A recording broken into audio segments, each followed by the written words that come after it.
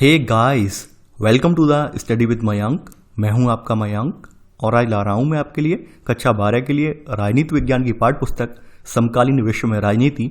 इसी क्रम में आज आपका यहाँ पर अध्याय 5वां है। यहाँ पर हम समकालीन दक्षिण एशिया देखेंगे, यानी यहाँ पर हम देखेंगे कि समकालीन दक्षिण एशिया के देशों में किस प्रकार के संबंध स्थापित हुए हैं, किस तरह के विवाद रहे हैं और आगे लोकतंत्र कैसा रहा है। तो वो सब बातें इस अध्याय में हम डिस्कस करेंगे। तो चलिए स्टार्ट करते हैं आज का वीडियो, देखते हैं हमें क्या क्या डिस्कस करना है। यहाँ पर बात कर लेते हैं दक्षिण एशिया की। देखिए, दक्षिण एशिया अपनी जो है विशिष्ट भौगोलिक स्थिति के कारण जो है पूरे विश्व भर में एक अहम स्थान रखता है। यानी यहाँ पर आप देख सकते हैं यहाँ की भौगोलिक स्थिति ऐसी है कि लगभग यहाँ पर सारे संसाधन मौजूद हैं। जितना भी किसी देश को डेवलप होने के लिए चाहिए हैं उतने सारे संसाधन हमारे देशों में ही मौजूद हैं, दक्षिण एशिया महाद्वीप में ही मौजूद हैं। दूसरी बात यह है कि दक्षिण एशिया का एक और रीजन है। दक्षिण एशिया में भारत जो है एक उभरता हुआ देश है, तो इस वजह से कहीं ना कहीं विश्व के जितने भी बड़े बड़े देश हैं, विश्व के जितनी भी बड़ी बड़ी महाशक्तियां हैं, उनकी नज़र भारत पर है। तीसरी बात यहाँ पर एक और है। तीसरी बात यह है कि भारत का जो डायस्पोरा बोलते हैं हम, यानी भारत के जो आपके प्रवासी हैं जो कहीं अन्य देशों में कार्यरत हैं, कार्य कर रहे हैं, उनकी भी संख्या कहीं ज़्यादा है। यानी आप अगर कहीं भी किसी भी देश का आप उठा के देख लीजिए, ऐसा कोई देश नहीं है विश्व में जहाँ पर भारतीय व्यक्ति कार्यरत ना हो। तो ऐसे में भारत को महत्व देना इंपॉर्टेंट हो जाता है। दूसरी बात, यहाँ पर भारत पर नज़र कब से गई है और भारत पर मतलब जो है अचानक से पूरा विश्व की नज़र कब से ज़्यादा इंपॉर्टेंट हो गए हैं भारत वगैरह दक्षिण एशिया के, ये भारत या पाकिस्तान जैसे शहर, ये हुए हैं 1998 के परमाणु परीक्षण के बाद। 1998 में आपको पता होगा कि भारत ने जो है 11, 12, 13 मई में जो पोखरण में परीक्षण किए हैं, उसके बाद यहाँ पे पाकिस्तान ने परीक्षण किए हैं, परमाणु परीक्षण किए हैं। तो ऐसे में पूरी दुनिया का ध्यान कहीं ना कहीं इस दक्षिण एशिया वाले उप प्रायद्वीप पर गया कि भाई ये छोटे से उप प्रायद्वीप में भी ऐसे दो देश हैं जो कि परमाणु शक्ति संपन्न बन चुके हैं। तो यहाँ पर आप देखेंगे। अब देखिए, यहाँ पर दक्षिण एशिया के बारे में मैंने आपको एक बात यही बताई कि सबसे इंपॉर्टेंट बात यही है कि भाई यहाँ पर एक तो इसकी विशिष्ट भौगोलिक स्थिति है। विशिष्ट का मतलब क्या है कि यार यहाँ पर सब कुछ उपलब्ध है जितना होना चाहिए, और इस वजह से यहाँ पर क्या है, संसाधनों को लेकर कहीं ना कहीं विवाद या फिर जाति संघर्ष ये सब हमें देखने को मिलती हैं, और खास करके ये सब होती हैं संसाधनों के पीछे। यहाँ पर जल संसाधन भी अच्छे खासे हैं, इसके अलावा भूगर्भीय संसाधन भी अच्छे खासे हैं। तो इन्हें लेकर यहाँ पर अक्सर हमारा टकराव होता रहता है, अक्सर हमारा विवाद रहता है। तो हम यहाँ पर देखेंगे। तो यहाँ पर इसी वजह से यहाँ पर आप लोग जो हैं जो ये चैप्टर पढ़ रहे हैं, तो यहाँ पर हम दक्षिण एशिया के देशों के बारे में जानेंगे। और विशेषज्ञ जो है ये मानते हैं कि आज पूरे विश्व में ये सबसे ज़्यादा खतरे वाला क्षेत्र भी है, क्योंकि यहाँ पर क्या है, यहाँ पर जो हमारे जो देश हैं, अड़ोसी पड़ोसी देश हैं, उनमें टकराव बहुत ज़्यादा है। यहाँ पर ये स्थिति आप देखने को मिलेगी। जैसे आप जानते हैं भारत पाकिस्तान के मध्य कभी जो है सीमा पर शांति नहीं रहती है, हमेशा पाकिस्तान जो है सीज फायर का उल्लंघन करता है। तो इस तरह से ये क्षेत्र कहीं ना कहीं शांति वाला क्षेत्र नहीं है, अशांति वाला क्षेत्र है, और आशंका हमेशा लगी रहती है कि कहीं ना कहीं यहाँ पर कुछ युद्ध ना छिड़ जाए। इसके अलावा यहाँ पर और भी विशेषज्ञ ये मानते हैं अगर ये पूरा क्षेत्र एक रूप हो जाए, यानी एक रूप का मतलब क्या है कि मिलजुल कर अगर ये क्षेत्र रहे तो सबसे ज़्यादा संपन्न क्षेत्र भी यही होगा। तो अब देखते हैं हम कितने संपन्न बने हैं, कितना हमारा डिस्प्यूट रहा है, वो सब हम देखेंगे। क्या है दक्षिण एशिया? स्टार्टिंग यहाँ पर हुई है, क्या है दक्षिण एशिया। आपने देखा होगा कि हम लोग सबसे ज़्यादा जो चाव से हम लोग मैच देखते हैं वो देखते हैं भारत और पाकिस्तान वाला। यानी मैच तो बहुत सारे होते हैं, लेकिन हमारे लिए सबसे ज़्यादा प्रेस्टेज का सवाल यानी इज्जत का सवाल बन जाता है कौन सा मैच, भारत पाकिस्तान। कांटे की टक्कर हो जाती है। आपने देखा होगा ऐसे में भारत पाकिस्तान कभी मैच हो तो तमाम ऐसे भी लोग होते हैं जो कभी मैच प्रेमी ना रहें, लेकिन भारत पाकिस्तान का नाम सुनकर वो मैच देखने के लिए जरूर आ जाते हैं। तो यहाँ पर हम देखेंगे कि भाई जो तमाम पाकिस्तानी लोग जो हैं वो भारत में मैच देखने आते हैं, और भारतीय लोग भी जो है यहाँ पर उनको आदर सत्कार करते हैं। यानी हम यहाँ पर एक चीज़ देखेंगे, यहाँ पर मैच के दौरान हम गर्मजोशी से उनकी मेजबानी भी करते हैं, सब कुछ करते हैं। यहाँ पर मैच में देखते हैं हम जो मैच में हमारी जो प्रद्वंदता जो है वो मैच तक ही खत्म हो जाती है, लेकिन इसके अलावा भी हमारी जो प्रद्वंदता चली आ रही है, हमारी जो लड़ाई झगड़ा चला आ रहा है, तो ये सब होने के बावजूद भी हमारी एक जैसी कह सकते हैं कल्चर है, एक जैसी मतलब हम एक जैसे दिखने वाले लोग हैं, एक जैसी यानी बोली बोलते हैं। यानी आप समझ सकते हैं अब पाकिस्तान की जो भाषा है उर्दू जो है वो भी हमारे यहाँ के लोग बोलते हैं, अच्छे खासे बोलते हैं, जानते हैं, समझते हैं। तो इसके बावजूद भी हम दोनों लोग जो है आपस में झगड़ते हैं। तो वो सब बातें बताई गई, क्यों झगड़ते हैं, क्या रीजन है, और क्या अगर हम नहीं झगड़ें तो उसका क्या परिणाम निकलेगा, वो हम देखेंगे। अगर हम इस रीजन की बात करें, आपके दक्षिण एशिया वाले रीजन की बात करें, तो यहाँ पर बांग्लादेश, भूटान, भारत, मालदीव, नेपाल, पाकिस्तान और श्रीलंका को इंगित करते हुए दक्षिण एशिया पद का यहाँ पर इस्तेमाल किया जाता है। यहाँ पर दो ऐसे देश हैं जो कि आपके समुद्री सीमा रखते हैं, यानी कौन कौन से हैं, एक तो आपका यहाँ पर है आपका मालदीव है, दूसरा है श्रीलंका। बाद बाकी जो है ये आपके भारतीय उपमहाद्वीप का हिस्सा है, यानी आपके ये बाद बाकी देश क्या है, भारतीय उपमहाद्वीप का हिस्सा माने जाते हैं।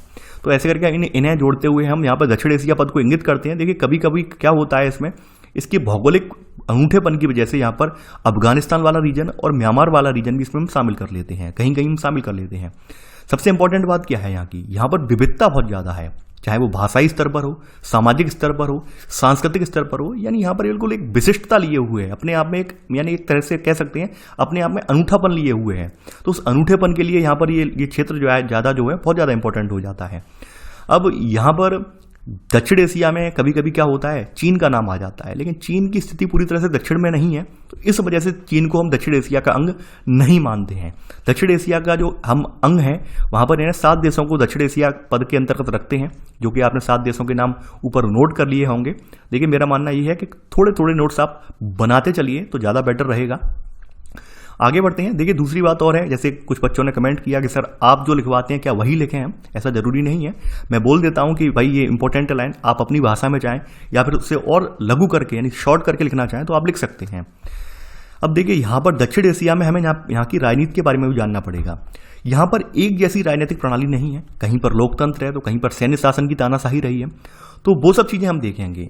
यहाँ पर सबसे अच्छे बखूबी लोकतंत्र जो निभाया है वो आपके भारत ने, और श्रीलंका में यहाँ पर जो है सफलतापूर्वक लोकतंत्र कायम हुआ है। यानी यहाँ पर जो ब्रिटेन से आज़ादी मिलने के बाद भारत और श्रीलंका जो है लोकतंत्र की हिमायती रहे हैं। बाद बाकी जो देश आपके जो रहे हैं उनमें सैन्य तख्तापलट जो है एक आम बात रही है, यानी बाद बाकी जो 5 देश हैं वहाँ पर सैन्य तख्तापलट हमें देखने को मिला है, भूटान को छोड़कर। तो ये सब चीज़ें यहाँ पर हम देखेंगे। बात करते हैं पाकिस्तान से।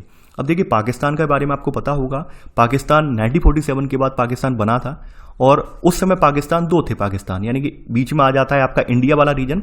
इधर पूर्वी पाकिस्तान था यानी ईस्ट पी, ठीक है, और इधर वेस्ट पी यानी वेस्ट पाकिस्तान। यानी पूर्वी पाकिस्तान को हम बांग्लादेश के नाम से जानते हैं और वेस्ट पाकिस्तान यानी आज का पाकिस्तान है।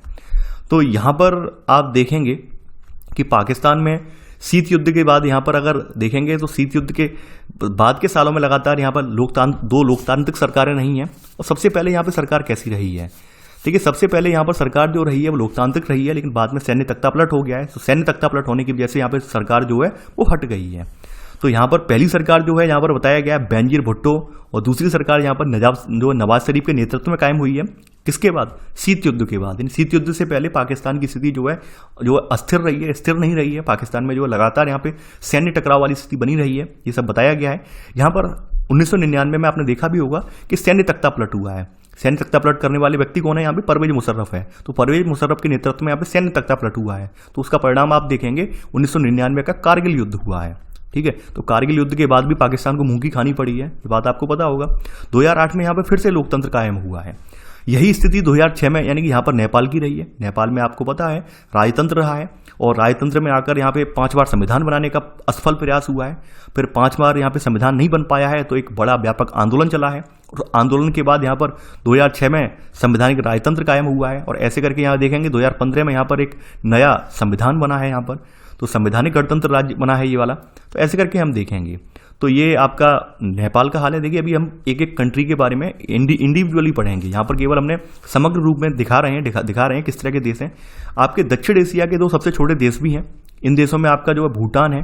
भूटान जो आपका जो बना है, भूटान आपका सन 2008 में संवैधानिक राजतंत्र बन गया है, और यहाँ पर भी राजा का नेतृत्व नहीं, राजा यहाँ पर सबसे ऊपर है। इसके बाद यहाँ पे बहुदलीय लोकतंत्र के रूप में उभर के सामने आया है। ये आपके भूटान का हाल है। अब हम बात कर लेते हैं मालदीव की। मालदीव जो है 1968 तक एक सल्तनत हुआ करता था। इसके बाद 1968 के बाद ये क्या है, एक गणतंत्र बना है, और यहाँ की शासन की जो है प्रणाली कैसी है, अध्यक्षात्मक है, राष्ट्रपति प्रणाली है। तो 2005 में यहाँ पर भी संशोधन हुआ है। ऐसे करके मालदीव की संसद में बहुदलीय प्रणाली को अपनाने के पक्ष में एकमत मतदान दिया है। यहाँ पर आपको देखने को मिलेगा, यानी कि आप देख सकते हैं कि भाई यहाँ पर बहुदलीय प्रणाली कैसी आई है। अध्यक्षात्मक जो प्रणाली है वहाँ पर केवल राष्ट्रपति प्रमुख होता है, और ज़्यादा पार्टियाँ होती नहीं है, ये बात आपको पता है। यहाँ पर केवल दो पार्टियाँ होती हैं। तो यहाँ पर अध्यक्षीय प्रणाली के बाद यहाँ पर 2005 में क्या है, यहाँ की संसद ने बहुदलीय प्रणाली को स्वीकार किया है।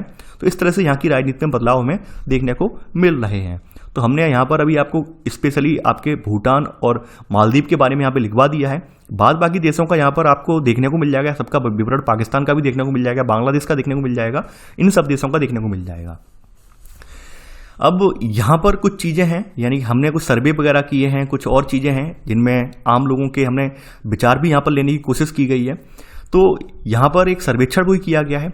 तो यहाँ पर इसमें बताया गया है, इन सर्वेक्षण में एक बात निकल कर आई है कि लोकतंत्र को यहाँ पर व्यापक जन समर्थन हासिल है। यानी इस पूरे उपमहाद्वीप में लोकतंत्र को लोग ज़्यादा पसंद करते हैं। यानी इन देशों में हर वर्ग, हर धर्म के नागरिक जो है लोकतंत्र को ही अच्छा मानते हैं और प्रतिनिधि मूलक लोकतंत्र की संस्थाओं का समर्थन करते हैं। प्रतिनिधि मूलक का मतलब क्या है कि अपने जो प्रत्याशी हैं उनको निर्वाचित करते हैं और वो उनकी तरफ से डिसीजन लेते हैं संसद में जाकर। ये बात आपको पता होगी, ये प्रतिनिधि मूलक लोकतंत्र होता है हमारा।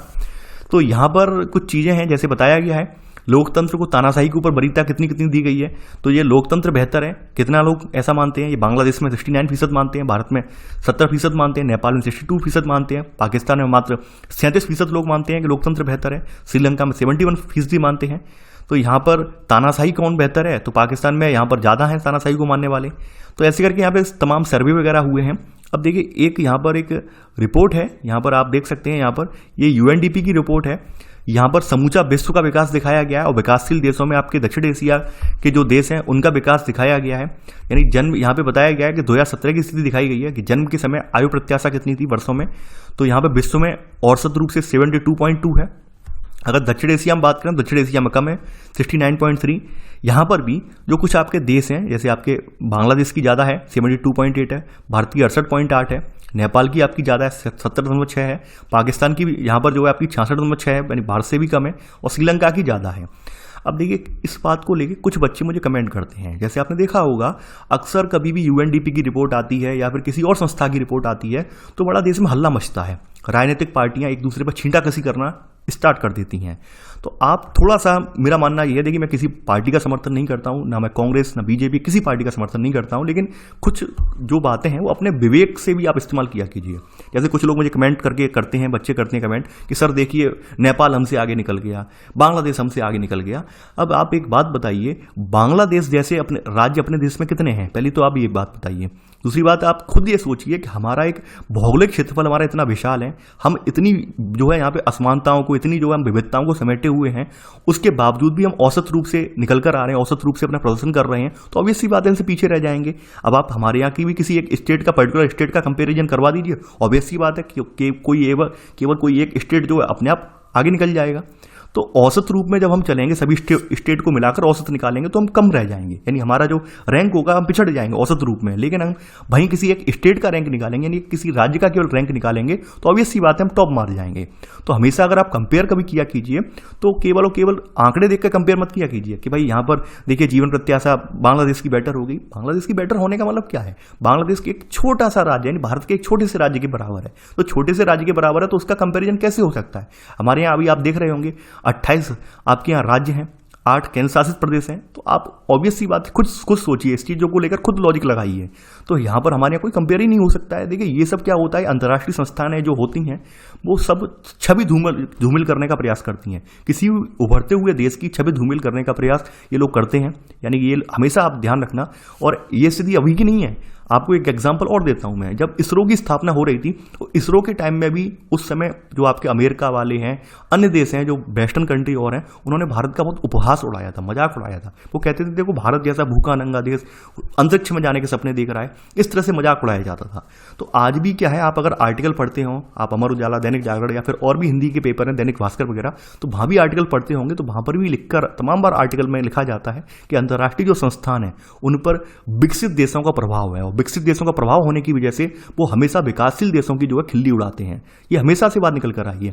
तो इस बात को लेकर अपना एक नजरिया जो है केवल और केवल बुकिश नजरिया तैयार ना करें, आप इधर उधर से भी कंपेयर करें और उसके बाद निष्कर्ष निकालें।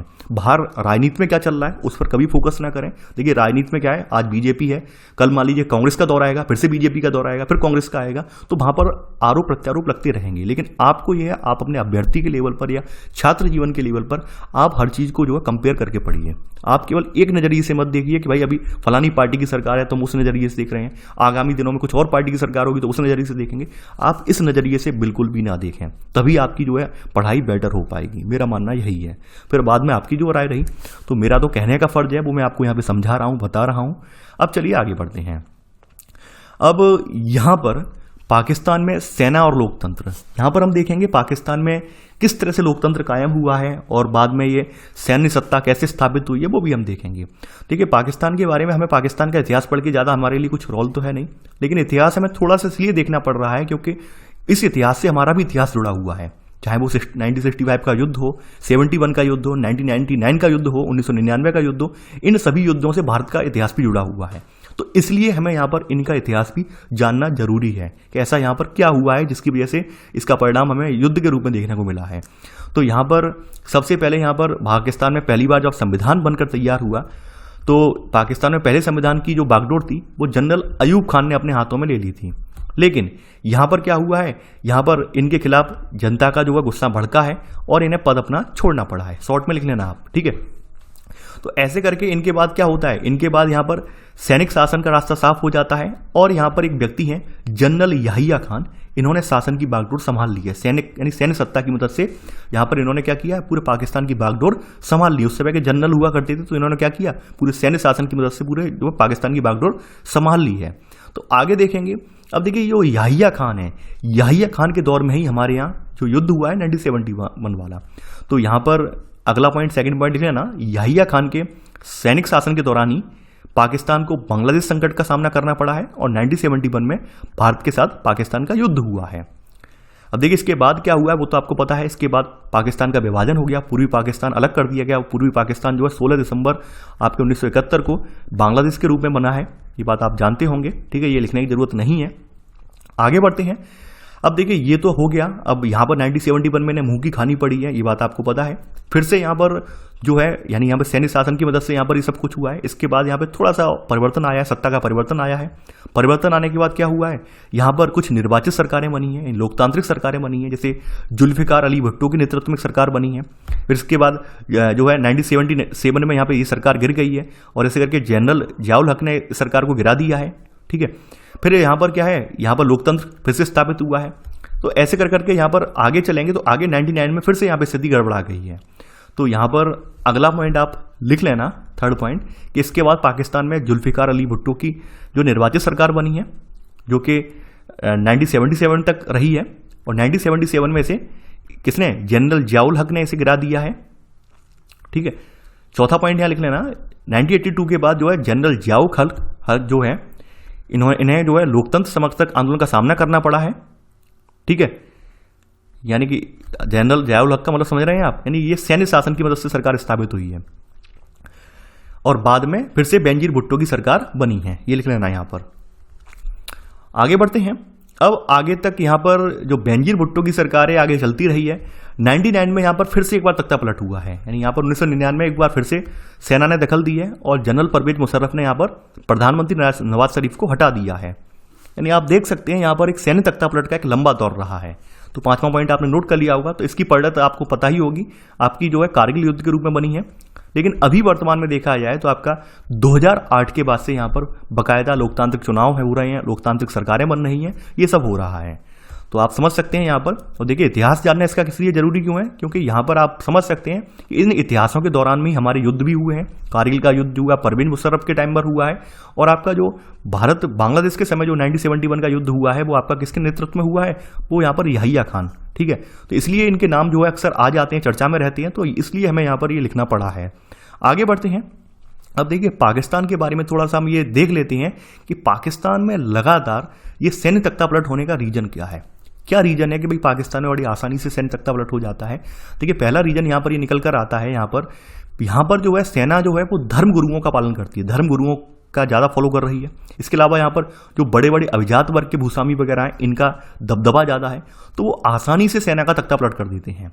दूसरी बात क्या है, हमेशा से जब से ये पाकिस्तान बना है आपको पता होगा तो पाकिस्तान वाले भारत को लेकर हमेशा से एक प्रतिद्वंदी के रूप में यानी एक टीस रखते हैं, यानी इनके दिल में ये मान के चलते हैं कि भारत ने हमारे साथ अन्याय किया है, जबकि भारत ने इनके साथ कोई अन्याय नहीं किया है। भारत ने इन्हें सब कुछ दिया है, इन्हें अपना पूरा हक दिया है, लेकिन फिर भी इसके बावजूद भी ये लोग जो अपने अंदर एक जो है कटुता का भाव रखते हैं, यानी कि एक नफरत का भाव रखते हैं। तो इस वजह से आपने देखा होगा कि जब भी इनके यहाँ कोई भारत विरोधी तत्व जो है यहाँ पर हावी होता है, भारत विरोधी तत्व जो है यहाँ पर नेता कोई निकल कर आता है, तो उसके समर्थन में यहाँ के सैन्य जो है सैन्य लोग जो है वो अपने आप आ जाते हैं। आपने देखा होगा यहाँ पर कोई व्यक्ति, यहाँ पर अगर कोई नेता ये कहता है कि हम भारत पर आक्रमण करेंगे, तो आपने देखा होगा पाकिस्तान की सेना जो है उसका समर्थन करने लगती है, एकदम सेना समर्थन करने लगती है, सोचती नहीं है क्या सही है क्या गलत है। तो इस वजह से, इस तनातनी की वजह से भी यहाँ पर सैन्य तख्ता पलट यहाँ पर हमें देखने को मिलते हैं।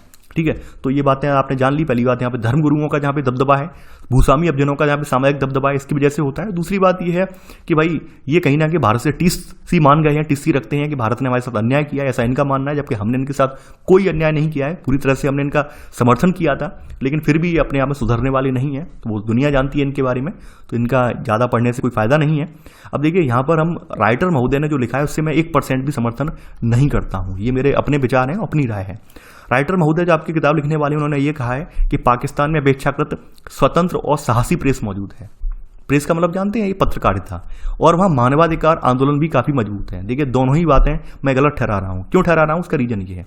पहली बात ये है, प्रेस कितनी स्वतंत्र है ये बात आप जानते हैं। प्रेस किसी भी देश की स्वतंत्र नहीं होती है। प्रेस आपकी जो वेस्टर्न कंट्री जितनी है उनकी ज़्यादा स्वतंत्र है, मैं भारत की भी नहीं है। भारत की भी जो है मीडिया इतनी ज़्यादा स्वतंत्र नहीं है, मैं खुल के बोल रहा हूँ।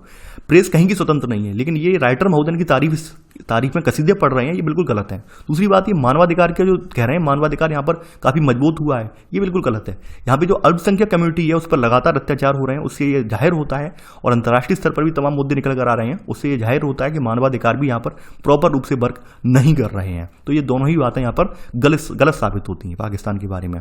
बहरहाल यहाँ पर पाकिस्तान का जो डिस्प्यूट है, इस डिस्प्यूट में सबसे ज़्यादा रोल किसने निभाया है, सबसे ज़्यादा जो अहम भूमिका निभाने वाला व्यक्ति कौन है, वो है अमेरिका। अमेरिका ने यहाँ पर हमेशा से पाकिस्तान का साथ क्यों दिया उसका रीजन है, क्योंकि अमेरिका को भी ये लगता है कि भारत एक उभरती हुई शक्ति है, और आने वाले दिनों में दक्षिण एशिया से हमें भारत और चाइना जैसे देश जो हमें टक्कर देंगे।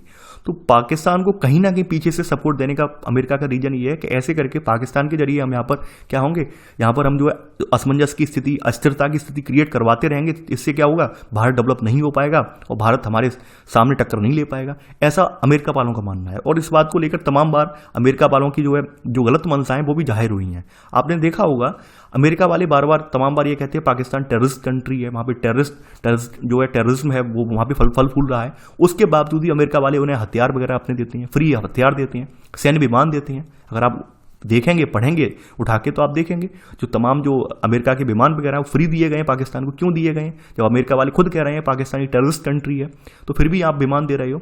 लेकिन ये सब चीज़ें क्या है, ये सब चीज़ें कहीं ना कहीं भारत के अगेंस्ट में, यानी अमेरिका जो भारत का ऐतिहासिक भी बना रहना चाहता है और ऊपर से पाकिस्तान को भी बढ़ावा दे रहा है।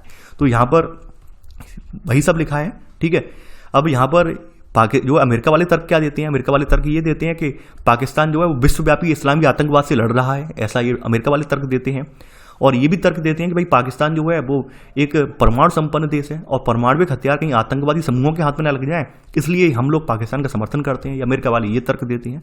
बहरहाल उनका जो भी मानना हो, आपकी क्या राय है वो आप तक है, उनकी जो राय है वो उन तक है। यानी हमने अपना कंपेयर करके हमने जान लिया कि भाई कौन क्या सोच रहा है। ये तो था पाकिस्तान का जिक्र। अब देखिए यहाँ पर थोड़ा सा इतिहास का जिक्र भी और हुआ है, वो भी हम यहाँ पर देख लेते हैं।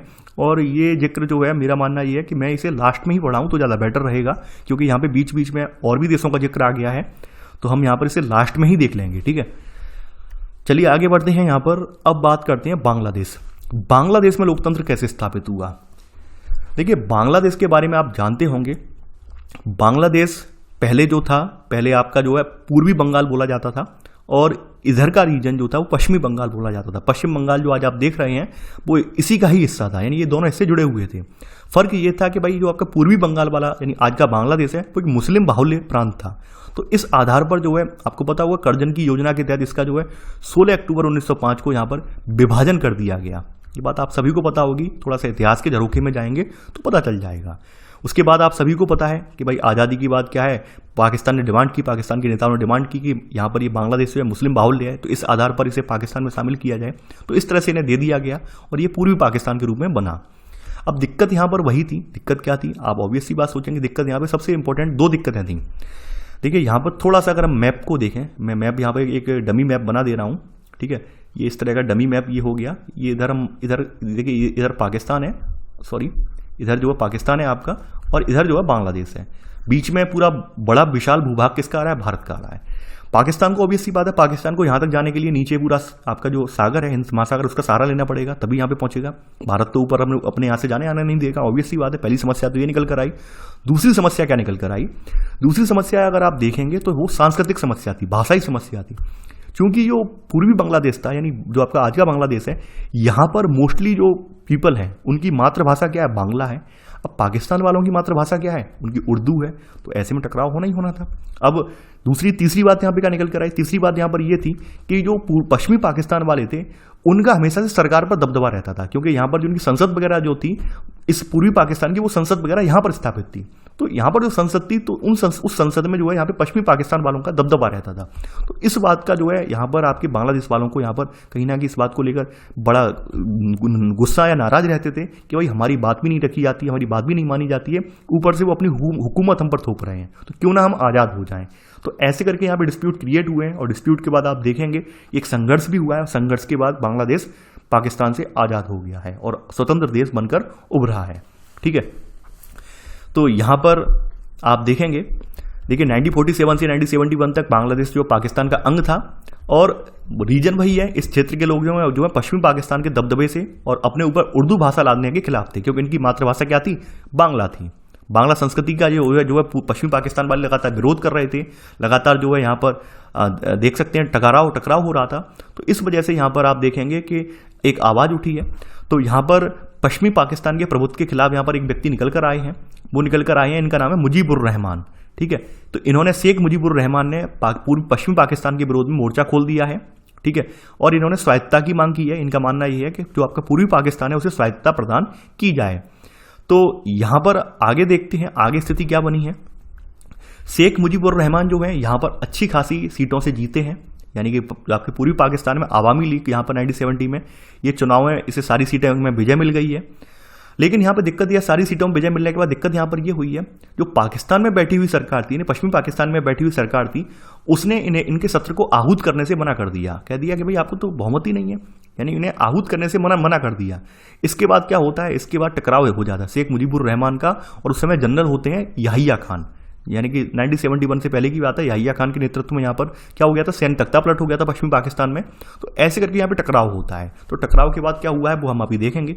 ठीक है, तो यहाँ पर आपने लिख लिया होगा सब पॉइंट करके, यहाँ पर आपने लिख लिया होगा पहले का थर्ड सब पॉइंट, इसी में चौथा सब पॉइंट लिखेंगे। लेकिन सरकार पर पश्चिमी पाकिस्तान के नेताओं को दबदबा था और सरकार ने इस सभा को आहूत करने से इनकार कर दिया। ठीक है, अगला पॉइंट अब देखिए, यहां पर शेख मुजीबुर रहमान के नेतृत्व में यहां पर आंदोलन भड़क गया है पूर्वी पाकिस्तान में। तो यहां पर जनरल याहिया खान उस समय जो होते हैं, इन्होंने सैनिक शासन की मदद से यहां पर बंगाली जनता के आंदोलन कुचलने की कोशिश की है। तो इस आंदोलन के दौरान क्या हुआ है? यहां पर बहुत भारी संख्या में लोग मारे भी गए हैं और एक विशाल पलायन भी हुआ है। तो ऐसे में भारत के सामने संकट क्रिएट हो गया, क्योंकि भारत भी अभी नया नया आज़ाद हुआ है। भारत अपने देश के अपने हितों की रक्षा कर रहा है, अपने नागरिकों के लिए प्रतिबद्ध है, और ऊपर से इतने भारी संख्या में शरणार्थी आ रहे हैं। अब भारत को भी लगने लगा कि भाई अगर ये स्थिति बनी रही तो हम ऊपर से और यहाँ पे जो है कहीं ना कहीं संकट में आ जाएंगे। तो बेटर यही है कि बांग्लादेश का समर्थन ही कर देते हैं। तो यहाँ पर क्या था? इस वजह से भारत ने क्या किया? भारत ने, सरकार ने जो है पूर्वी पाकिस्तान के लोगों की आज़ादी की मांग का जो है समर्थन किया है, और परिणाम स्वरूप क्या हुआ है? 1971 का युद्ध छिड़ गया है। बहरहाल युद्ध समाप्त हुआ है। युद्ध समाप्त के साथ यानी सबसे बड़ा यहाँ पर आप देखेंगे आत्मसमर्पण भी पाकिस्तान का रहा है। पाकिस्तान के लगभग 93,000 सिपाहियों का यहाँ पे आत्मसमर्पण हुआ है इस युद्ध के दौरान। ठीक है, और इसके बाद 16 दिसंबर 1971 को बांग्लादेश का निर्माण हुआ है। ठीक है, ये यहाँ पर इसका इतिहास है। तो ये तो यहाँ तक आपने देख लिया बांग्लादेश कैसे बनाए। अब देखिए यहाँ पर शेख मुजीबुर रहमान जिनके नेतृत्व में यहाँ पे लोकतांत्रिक आंदोलन चला था, उन्होंने क्या किया है? ऑब्वियसली बात है, कोई भी नेता जो होता है अगर उसके नेतृत्व में कोई लड़ाई लड़ी जाती है तो अपने आप को वो खलीफा समझने लगता है। खलीफा का मतलब क्या है? कि मैन मुखिया समझने लगता है, अपने आप को ये समझने लगता है कि हम ही सब कुछ हैं, एक घमंड आ जाता है। तो वही यहाँ पर था। शेख मुजीबुर रहमान ने यहाँ पर बांग्लादेश बनवा तो दिया है, लेकिन कहीं ना कहीं जो धर्मनिरपेक्ष लोकतांत्रिक बातें जो थी, इन्हें 1975 के संविधान में संशोधन करवा के इन्हें वो बातें हटवा दी हैं, और यहाँ की जो संसदीय प्रणाली है उसको जो है अध्यक्षात्मक शासन प्रणाली में कन्वर्ट कर दिया है। और ऐसे करके इन्होंने जो तमाम पार्टियां वगैरह थी उनको समाप्त कर दिया है। अध्यक्षीय प्रणाली करने का रीजन यही था कि प्रेसिडेंट यही बने रहेंगे, सारी शक्तियां इनके अधीन रहेंगी, कोई सरकार के प्रति जवाबदेहिता नहीं होगी। तो ऐसे करके यहाँ पर इन्होंने कोशिश की है, तो ऑब्वियस सी बात है विरोध तो होना ही होना था। तो शेख मुजीबुर रहमान के खिलाफ भी यहाँ पे विरोध हुआ है, और फिर देखते हैं विरोध के बाद क्या हुआ है वो भी हम देखेंगे। तो यहाँ पर अगला पॉइंट आप नोट करेंगे, चौथा पॉइंट यहाँ पर, ठीक है, ये यहाँ से लेकर यहाँ तक, लेकिन ठीक है यहाँ पर इसी में सब पॉइंट नोट कर लेना, यहाँ से लेकर यहाँ तक चौथे का सब पॉइंट। आगे बढ़ते हैं। यहां पर अगली स्थिति हमें देखने को मिलेगी कि 1975 में अगस्त में सेना ने इनके खिलाफ बगावत कर दी है, और इसमें शेख मुजीब सेना के हाथों मारे गए हैं। ठीक है, इसके बाद स्थिति क्या बनती है? यहां पर नए सैनिक शासक निकल कर आते हैं जिनका नाम है जियाउर रहमान। इन्होंने बांग्लादेश नेशनल पार्टी बनाई है 1979 में, लेकिन यहां पर भी फिर भी चूंकि सैनिक शासन की यहां पे नींव पड़ चुकी थी, तो यहां पर भाई आंतरिक विद्रोह के चलते यहां पर इनकी भी हत्या कर दी जाती है। ठीक है, और लेफ्टिनेंट जनरल HM इरशाद के नेतृत्व में एक और सैनिक शासन ने बागडोर संभाल ली है। ठीक है, लेकिन यहां पर आगे चलते चलते फिर से यहां पर जनता ने मांग वही उठाई है, क्योंकि जनता को पता था, लोकतंत्र के मूल्य पता थे, लोकतंत्र के आदर्शों के बारे में जनता जानती थी, तो जनता जागरूक हो गई है। तो जनता यानी आगे चलकर आंदोलन हुआ है, लोकतांत्रिक आंदोलन हुआ है। तो लोकतांत्रिक आंदोलन होने की वजह से यहाँ पर, ठीक है, इन्हें क्या हुआ है, अपनी जो है यहाँ पर सीट छोड़नी पड़ी है, और ऐसे करके यहाँ पर चुनाव वगैरह हुए हैं, तो बताया गया है। ठीक है, तो यहाँ पर अगला पॉइंट आप नोट कर लेना, यहाँ पे छठवां पॉइंट, कि लोकतंत्र के समर्थन में चले आंदोलनों से बाध्य होकर, ठीक है, इरशाद को राष्ट्रपति का पद 1990 में छोड़ना पड़ा, और 1991 में चुनाव हुए। इसके बाद से ये बहुदलीय प्रतिनिधिमूलक लोकतंत्र यहाँ पर कायम है। ठीक है, ये थोड़ा बांग्लादेश का परिचय हो गया। देखिए, ये सब जो घटनाक्रम है, ये आप ऐसा ना समझें कि ये घटनाक्रम लिखने का हमारा कोई निष्कर्ष नहीं निकलेगा या हमारे लिए कोई लाभ नहीं होगा। आपके लिए बहुत लाभ होगा। आपको लग रहा है कि ऐसा नहीं होगा, लेकिन इसका लाभ मिलेगा। लाभ ये मिलेगा कि अंतर्राष्ट्रीय संबंध वाली जो किताब आप पढ़ेंगे और वहां पर भी अपने शॉर्ट नोट्स क्रिएट करेंगे, तो आप देखेंगे वहां पर सभी का जिक्र आता है। वहां बताया जाता है किस कालक्रम में कौन सा नेता आपके बगल में रहा है, किस नेता से हमारे देश के संबंध अच्छे हुए हैं या खराब हुए हैं, वो सब आपको कंपेयर करके बताना पड़ता है। तो इसलिए आपके लिए इंपॉर्टेंट है कि ये ऐसे नाम जो आ रहे हैं उन्हें आप यहाँ पर नोट कर लें।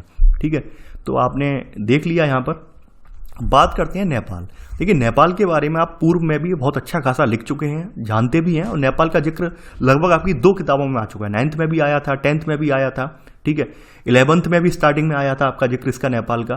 तो नेपाल के बारे में मैं नहीं समझता हूं इसका लिखने की जरूरत है, आपको लिखने की जरूरत नहीं है। नेपाल का ब्रीफ में इतिहास बता देते हैं, क्योंकि नेपाल एक हिंदू राज्य रहा है, एक हिंदू राष्ट्र रहा है, और नेपाल का पूरा कल्चर जो है हिंदू कल्चर रहा है। शुरुआत में आपको पता होगा, इतिहास के रूप में आपको पता होगा, यहाँ पर शुरुआत में एक राजा का शासन रहा है। अब चूंकि इसके पड़ोसी देश भारत में, यहाँ भारत में जो है अब राष्ट्रवादी आंदोलन के उपरांत यहाँ पे लोकतंत्र कायम हुआ है, तो अब ये सी बात है, हिंदू राष्ट्र होने के नाते नाते कहीं ना कहीं भारत में भी बड़ी संख्या में हिंदू रहते हैं, तो विचारों का आदान प्रदान होता है। तो यहाँ की जनता के अंदर भी ये भावना आई है, क्यों ना राजतंत्र को हटाकर लोकतंत्र लाया जाए। तो इस बात को लेकर जनता ने जो है आवाज भी उठाई है। अब समय के साथ साथ राजा को भी अपनी जो है बात को बदलना पड़ा है, लेकिन राजा ने किया क्या है, यहाँ पर संविधान जो लिखे गए हैं लगातार, उन संविधानों में राजतंत्र का पद जो है सबसे सर्वोपर रखा है, राजतंत्र सबसे ऊपर रखा है। तो इस बात से जनता जो नाराज थी, और लगातार संविधान जो बनाए जा रहे थे वो संविधान यहाँ पर असफल हुए हैं। बहरहाल 1919 में आकर राजा ने एक नई चाल चली है। यहाँ पर राजा ने जो है लोकतांत्रिक संविधान की मांग मान ली है। ऐसे करके लोकतांत्रिक संविधान में जो है पूरी शक्तियां जो थी वो राजा के हाथ में ही रही हैं, लेकिन समस्या का समाधान नहीं निकला है। यहीं पर माओवादी आंदोलन भी यहाँ पे सक्रिय हो गया है। तो माओवादियों की सीधी डिमांड यही थी कि भाई एक जनता के लिए एक जनता की हित की सरकार बनाई जाए, ना कि राजतंत्र वाली सरकार बनाई जाए। तो माओवादियों ने इनके खिलाफ क्या है, सशस्त्र विद्रोह छेड़ दिया है। यहाँ पर एक हिंसक लड़ाई लड़ी गई है काफी सालों तक। 2002 में क्या है, राजा ने और शक्ति दिखाते हुए संसद है उसको भी बिल्कुल भंग कर दिया है। पूरी तरह से यहाँ पे नेपाल की सत्ता जो है, नेपाल की सैन्य शासन जो अपने हाथ में ले लिया है। तो ऐसे में एक प्रबल आंदोलन हुआ है माओवादियों के नेतृत्व में, यहाँ के लोकतांत्रिक सरकारों के नेतृत्व में। तो बाध्य होकर यहाँ पर इन्हें जो है पीछे हटना पड़ा है। यानी अप्रैल 2006 में यहाँ पर लोकतंत्र समर्थक प्रदर्शन हुए हैं। उसके बाद ही हुआ राजा ज्ञानेंद्र को यहाँ पर क्या हुआ है, संसद को बहाल करना पड़ा है। ठीक है, जिसे 2002 में यहाँ पर भंग किया गया था। तो यहाँ पर आप देखेंगे कि कुछ तो दल थे, यानी जिन्हें 7 पार्टी अलायंस कहते हैं, 7 गठबंधनों का दल था यहाँ पर। दूसरी ओर माओवादी कार्यकर्ता थे। तो ऐसे करके देखेंगे बाद में यहाँ पर बात मान ली गई है कि भाई यहाँ पर लोकतंत्र कायम रहेगा। लेकिन यहाँ पर कुछ लोगों ने तर्क ये दिए हैं, क्योंकि नेपाल एक हिंदू राष्ट्र है, तो हिंदू राष्ट्र होने की वजह से यहाँ पर राजा का पद अहम रहा है। राजा यहाँ पर, यानी कि यहाँ पर लोगों का मानना ये था, यहाँ पर जो इतिहास के जानकार थे या इतिहास को मानने वाले लोग थे, उन्होंने कहा राजा जो है यहाँ पर एक अहम अंग रहा है यहाँ की संस्कृति का, तो राजा रहना चाहिए। लेकिन माओवादी समूह, लोकतांत्रिक समूह जो थे वो इस बात को मानने के लिए बिल्कुल तैयार नहीं थे। उनका मानना यही था कि यहाँ पर राजा को लोग खत्म किया जाए, राजा के पद को खत्म किया जाए। तो ऐसे करके देखेंगे 2008 से यहाँ पर राजा का पद बिल्कुल खत्म हो गया है। 2008 से यहाँ पर लोकतांत्रिक शासन प्रणाली अपना ली गई है और 2015 से यहाँ पर एक नया संविधान अपना लिया गया है। तो ये तो थोड़ा नेपाल का परिचय था, और नेपाल का ना लिखवाने का रीजन यही है। रीजन यहाँ पर क्या है, आप इसके बारे में ऑलरेडी लिख चुके हैं। ठीक है, श्रीलंका की बात कर लेते हैं। ठीक है, श्रीलंका के बारे में भी कुछ नया नहीं है। श्रीलंका के बारे में भी आप बहुत कुछ जानते हैं और इसके बारे में भी आप काफ़ी भी जगह नोट कर चुके हैं। आपको याद होगा जब ज्योग्राफी हम पढ़ा रहे थे, आपकी पुरानी वाली जो ज्योग्राफी पढ़ा रहे थे ओल्ड ज्योग्राफी, ठीक है, तो वहाँ पर उस ज्योग्राफी में भी आपने यहाँ पर श्रीलंका का जो संघर्ष था, सिंहली और जो तमिल नागरिकों के बीच संघर्ष था, उस संघर्ष को पढ़ा था, लिखा भी था, आबादी के बारे में भी देखा था आपने वहाँ पर। तो मैं नहीं समझता हूँ कि आप लोग इसके बारे में नहीं जानते, इसके बारे में भी आप लोग जानते हैं। एक ब्रीफ परिचय मैं यहाँ पर आपको दे देता हूँ। ठीक है, देखिए जो चीज़ें आप ऑलरेडी लिख चुके हैं, आपके किताब कॉपी में नोट डाउन है, तो मैं कोशिश यही कर रहा हूँ वो चीज़ें दोबारा रिपीट ना हो, क्योंकि इससे समय भी बचेगा आपका और आपके नोट्स का जो बर्डन है लगातार बढ़ता जा रहा है वो भी कम हो जाएगा। तो यहाँ पर आज़ादी 1948 में से मिली है, इसके बाद लोकतंत्र कायम हुआ है। देखिए यहाँ पर लोकतंत्र कायम होने के बाद कोई खास चुनौती नहीं आई है। यहाँ पर ऐसा नहीं हुआ है कि सैन्य शासन लगा हो या फिर किसी ने चुनौती दी हो, राजतंत्र ने हस्तक्षेप किया हो, ऐसी कोई स्थिति नहीं आई है। ठीक है, यहाँ पर स्थिति आई है जातीय संघर्ष की। जातीय संघर्ष का मतलब जान रहे हैं कि यहाँ पर 75% जो है सिंगली आबादी है, बाद बाकी 25 में जो है जो आपके तमिल नागरिक हैं, बौद्ध भी हैं यहाँ पर। ठीक है, तो ये सब चीज़ें देखने को मिलेंगी। तो यहाँ पर जो बाद बाकी जो जातियाँ थी, तमिल जातियाँ थी, तो उन्होंने अपनी अलग राष्ट्र बनाने की मांग रखी है। तो यहाँ पर हम देखेंगे, यहाँ पर आगे चलकर यहाँ पर यह हुआ है कि यहाँ पर लोकतंत्र में लगातार जो बहुसंख्यक सिंगली समुदाय था वही यहाँ पे प्रतिनिधित्व जो अगुवाई कर रहा था। तो इस बात को लेकर भी यहाँ पे तमिल संगठन नाराज थे। दूसरी बात यह है कि यहाँ पर श्रीलंका में जितने भी तमिल जाकर बसे हैं वो भारत से जाकर बसे हैं यहाँ पर। तो इस बात को लेकर भी सिंगली लोग ये कहते हैं कि भाई ये लोग तो बाहर से आए हैं, हमारे देश में बाहर से आके बस गए हैं, तो ऐसे लोगों के लिए कोई रियायत नहीं बरती जानी चाहिए, नहीं तो श्रीलंका से बाहर निकाला जाना चाहिए। तो ऐसे में ये जाति टकराव की वजह से क्या हुआ, यहाँ पर एक संगठन निकल कर आया 1983 में। देखिए इसका लिख लेना संगठन का नाम, इसका नाम है liberation tigers of Tamil Eelam, जिसे हम लिट्टे कहते हैं, लिट्टे के नाम से जानते हैं। प्रभाकरण इसका मुखिया था। ठीक है, तो इसने सशस्त्र संघर्ष स्टार्ट कर दिया और ये इन्होंने क्या किया, इन्होंने तमिलों के लिए अलग देश बनाने की मांग की। इनका प्रभाव भी आपको पता होगा कि उत्तर पूर्वी हिस्से पर तमिलों की संख्या ज़्यादा है, तो वहाँ पर इनका प्रभाव था लिट्टे का। बहरहाल 2009 में आते आते लिट्टे खत्म हो चुका है संगठन, लेकिन हाँ इसमें इस दौरान यहाँ पर बहुत सारी चीज़ें देखने को मिलती हैं। अब देखिए भारत शुरुआत में तो भारत इनसे बिल्कुल अलग रहा। शुरुआत में तो भारत ने यही चाहा कि हम इनके मामले में टांग नहीं अड़ाएंगे, क्योंकि हमारे टांग अड़ाने से स्थिति यहाँ पे विस्फोटक हो सकती है। लेकिन था क्या, चूंकि भारत में भी एक भाई तमिलनाडु है, तमिलनाडु में बड़ी संख्या में तमिल लोग रहते हैं, तो भाई भारत की सरकार पर भी तमिल जनता का दबाव था कि भारत कुछ ना कुछ भारत बोले। तो भारत ने कोशिश भी की है, श्रीलंका से वार्ता भी की है कि जो आपका डिस्प्यूट है वो खत्म करवा दिया जाए। ऐसे में यहाँ पर 1987 की वाकया है, 1987 का दौर होता है। 1987 में राजीव गांधी की सरकार होती है, आप सभी को पता है। तो राजीव गांधी से श्रीलंका की सरकार की एक बैठक हुई है, बातचीत हुई है। तो राजीव गांधी एक मसले पर कहीं ना कहीं जो लिट्टे संगठन था, लिट्टे संगठन को खत्म करने के लिए, लिट्टे संगठन से सैन्य बातचीत या सैन्य सहायता के माध्यम से उसे दबाने के लिए इन्होंने क्या किया है, एक सैन्य अभियान श्रीलंका के लिए रवाना कर दिया है। इस समझौते के दौरान एक सैन्य अभियान जो है, यानी इंडियन आर्मी के नेतृत्व में एक सैन्य अभियान यहाँ पर श्रीलंका के लिए रवाना कर दिया है। अब सैन्य अभियान रवाना करने की वजह से क्या हुआ, भारत जो है वो लिट्टे के साथ संघर्ष में फंस गया है। भारत ना चाहते हुए लिट्टे के साथ संघर्ष में फंस गया है। उसका परिणाम आपको पता होगा। आपको पता है इसके बाद एक आत्मघाती हमले में राजीव गांधी की हत्या कर दी गई है, और हत्या करने वाले इसी लिट्टे संगठन के ही व्यक्ति थे। उनका मानना यह था कि जो भारत की सरकार है उसने तमिल लोगों का फेवर ना करके सरकार का फेवर किया, यानी सिंघली समुदाय का फेवर किया है। ठीक है, और हमें दबाने की कोशिश की है, इस तरह के आरोप लगाए लिट्टे संगठन ने। और यहाँ पर आप देखेंगे 1991 में राजीव गांधी जी की हत्या कर दी जाती है। ठीक है, तो ऐसे करके आप देखेंगे भारत को इसका खामियाजा ज़्यादा उठाना पड़ा। इस मदद का भारत को लाभ नहीं मिला, बल्कि खामियाजा ज़्यादा उठाना पड़ा। तो आप देखेंगे तो ऐसे करके यहाँ पर श्रीलंकाई जनता ने भी समझा कि भारत श्रीलंका के अंदरूनी मामलों में दखलंदाजी कर रहा है। श्रीलंका की जनता भी भारत के एकदम खिलाफ हो गई थी उस समय। 1989 में भारत ने शांति सेना जो है, अपनी जो शांति सेना भेजी थी वो वापस बुला ली है, क्योंकि कोई निष्कर्ष निकला ही नहीं है, तो ऑब्वियसली बात उसे वापस बुला ली है। बहरहाल यहाँ पर आगे चलते चलते सन 2009 में एक सशस्त्र संघर्ष में जो है लिट्टी मारा गया, लिट्टी का प्रमुख प्रभाकरण मारा गया है। तो ऐसे करके यहाँ पर पूरा जो क्षेत्र है अब शांतिपूर्वक रह रहा है। और जो तमिलों की अधिकारों की बात की, तमिलों को भी यहाँ पर कुछ परसेंट रिजर्वेशन वगैरह दे दिया गया है। तो ऐसे करके यहाँ पर संघर्ष बना हुआ था, जातीय संघर्ष बना हुआ था, वो भी संघर्ष अब खत्म हो गया है। अगर हम बात करें यहाँ की, अब थोड़ा डेवलपमेंट की बात कर लेते हैं। देखिए, जनसंख्या वृद्धि दर पर सफलतापूर्वक इसे नियंत्रण कर लिया है और विकासशील देशों में ऐसे करके प्रथम स्थान पर आ गया जनसंख्या नियंत्रण करने वाला। दूसरी बात, इंपॉर्टेंट बात यहाँ पर ये है कि भाई ये दक्षिण एशिया का पहला ऐसा देश है जिसने अपने यहाँ सबसे पहले उदारीकरण लागू किया। उदारीकरण की नीति को सबसे पहले इसने लागू किया है। लेकिन सबसे ज्यादा इसने जो है यहाँ पर कह सकते हैं गृह युद्ध का संकट भी सबसे ज्यादा इसी ने ही झेला है। यानी आप समझ सकते हैं 1983 से लेकर सन 2009 तक यहाँ पर लाखों की संख्या में लोग मारे गए हैं, तमाम लोग बेघर हुए हैं, तमाम लोग जो है यहाँ पर तमाम बच्चे अनाथ हो गए हैं। ठीक है, तो यहाँ पर एक लंबा संघर्ष का दौर रहा है। लेकिन उसके बावजूद भी श्रीलंका जो है आज एक अच्छा खासा कंट्री है, उभरता हुआ कंट्री है और बहुत से मामलों में उसने अपने आप को आत्मनिर्भर बनाया है। ठीक है, रैंकिंग भी अच्छी है उसकी, यानी तमाम जो रैंकिंग वगैरह होती है, यानी आपकी जो मानव जो विकास रैंक वगैरह है, ठीक है, ह्यूमन डेवलपमेंट इंडेक्स वगैरह है, उन सब में भी अच्छा प्रदर्शन करता है, अन्य इंडेक्स वगैरह उनमें भी अच्छा प्रदर्शन करता है। तो कहीं ना कहीं श्रीलंका ने अपनी स्थिति को दिनों दिन मजबूत किया है। अगली हेडिंग है आपकी भारत पाकिस्तान संघर्ष। देखिए, भारत पाकिस्तान संघर्ष की पृष्ठभूमि आप लोग जानते हैं और लगभग आपने पहले भी इसके बारे में हम डिस्कस कर चुके हैं। आप सभी को पता है कि पाकिस्तान जो बना था 1947 में, पाकिस्तान जब बना है तो पाकिस्तान की डिमांड यही थी कि जो जो मुस्लिम बाहुल्य इलाके हैं वो हमें दे दिए जाएं। तो इस आधार पर आपको पता होगा कि जो बांग्लादेश वाला रीजन है, यानी पूर्वी, जैसे पाकिस्तान पहले कहा जाता था, अब बांग्लादेश कहा जाता है, तो ऐसे करके जो पूर्वी बंगाल वाला रीजन था वो पाकिस्तान के खेमे में चला गया था।